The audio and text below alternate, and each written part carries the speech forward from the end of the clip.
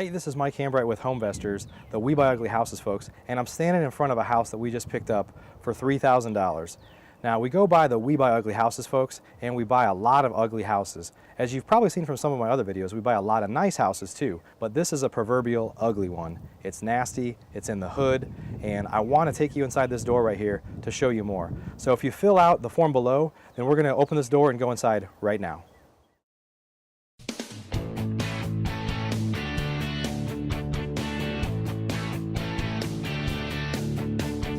Hey, so we're inside of this junker that we just picked up, and we don't buy a ton of houses like this. A lot of folks call us. The problem is that they usually want much more than the house is worth. And houses that are in low-end, kind of ghetto areas like this are really not worth hardly anything to us because the repairs sometimes exceed the value. In this instance, we were to pick this up for just a few $1,000s, and we're actually going to assign it to another investor because we tend to focus on higher dollar houses for rehabs where we can add value and make money. What I can tell you is this is a house that was inherited. The house has really been vacant for several years, and they're just getting around to getting rid of it, probably received a tax bill or something like that where they want to make it go away. But if you look in here, this house is just disgusting. There's probably been some homeless people or vagrants living here on and off for years. I know for a fact that there are at least one dog living in here, like a Rottweiler that we've seen come in and out of the garage, a crack in the garage every once in a while. But if you take a look here, the kitchen is just disgusting. The bathrooms are disgusting. We're going to walk back and take a look at them. But the beauty of the business that we're in, as a real estate investor in business, we find ways to monetize deals. So even though this isn't the type of house that I like to rehab, even though this isn't in an area where I want to keep houses as rentals, I was able to pick it up at a price that allows me to have options of what I want to do with it. In this instance, we're going to wholesale it.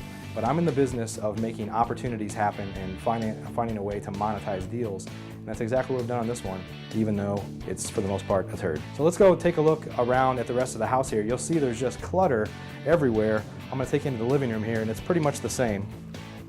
So again, there's junk really everywhere.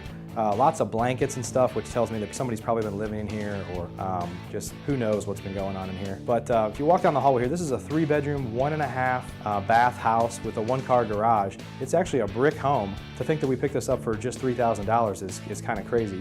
But the reality is, again, the repairs here, somebody could get carried away and spend more on the repairs than the house is even worth. So the person that we sell this to will probably either keep it as a rental possibly because they like to focus on areas like this, or possibly sell or finance it to someone where they act as the bank and they effectively are able to make more money because they charge a premium interest rate, or give somebody a loan that couldn't get a loan in any other way.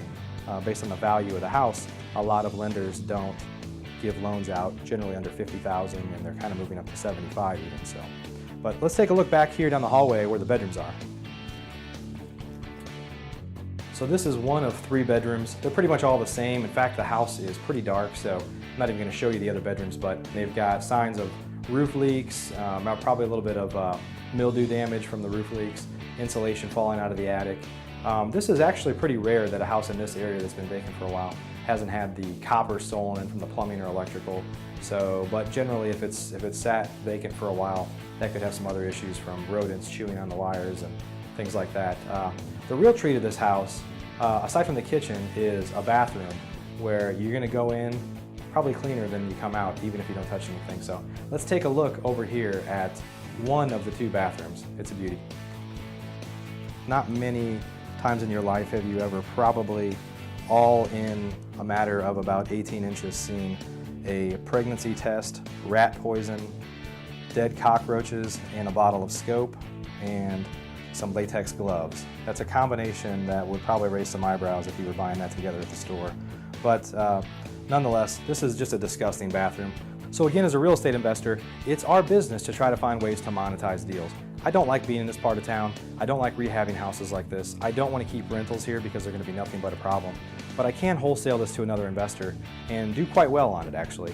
So that's the business we're in, is finding deals and finding ways to make money, to essentially arbitrage something we're able to buy for a lower price and sell it for higher. It's common for folks to ask me, what types of houses do you like to buy? And my typical comeback is, I'll buy a teepee if the numbers work. And this type of house is no different. So this is what we do. Again, we'll buy and sell this house within a matter of 24 hours probably.